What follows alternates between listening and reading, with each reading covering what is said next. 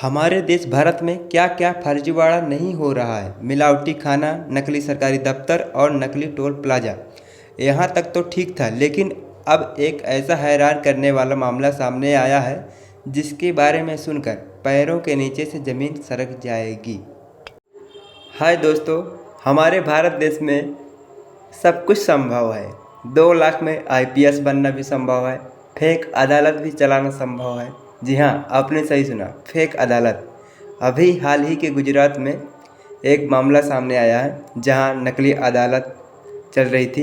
नकली जज, नकली फैसले, 5 साल तक चली फर्जी कोर्ट, हड़पी 100 एकड़ की ज़मीन।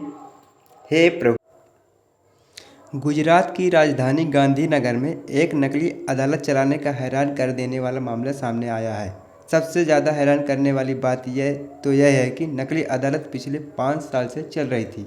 यह नकली अदालत चलाने वाले आरोपी ने 100 एकड़ ज़मीन भी हड़प ली। गांधीनगर से एक व्यक्ति को फर्जी अदालत चलाने के आरोप में गुजरात पुलिस ने गिरफ्तार किया है। आइए जानते हैं क्या है असली कहानी। आरोपी का नाम मॉरिस सैमुअल है, जो बतौर मध्यस्थ नकली जज मॉरिस ने अरबों रुपए की करीब 100 एकड़ सरकारी ज़मीन अपने नाम कर आर्डर पारित किए। मॉरिस उन लोगों को फंसाता था जिनके ज़मीनी विवाद के केस शहर के सिविल कोर्ट में पेंडिंग थे। वह अपने मुवक्किलों से उनके मामलों को सुलझाने के लिए फीस के तौर पर कुछ पैसे लेता था। मॉरिस खुद को कोर्ट से नियुक्त किया गया आधिकारिक मीडिएटर बताता था। वह अपने मुवक्किलों को गांधीनगर के अपने ऑफिस में बुलाता था, जिसे अदालत की तरह डिज़ाइन किया गया था। ऑफिस देखकर ऐसा लगता था कि सच की अदालत है।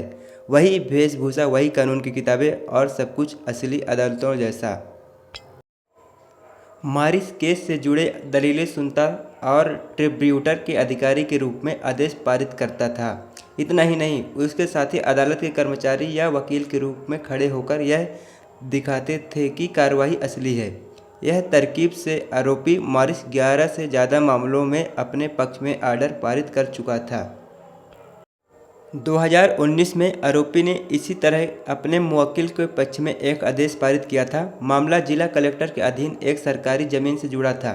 उसके मुवक्किल ने इस पर दावा किया और पालड़ी इलाके की ज़मीन के लिए सरकारी दस्तावेजों में अपना नाम दर्ज करवाने की कोशिश की। मॉरिस ने कहा कि उसे सरकार ने मध्यस्थ बनाया है। कोर्ट के जज जे.एल. चौटिया ने पुलिस को मामले में कार्रवाई करने का आदेश दिया है। कोर्ट ने पुलिस को फर्जी कोर्ट में रखे कंप्यूटर, सीपीयू और अन्य उपकरण जब्त करने का आदेश दिया है। पुलिस अपनी कार्रवाई में जुटी हुई है। वहीं अहमदाबाद में फर्जी कोर्ट के इस खुलासे से हड़कंप मचा हुआ है।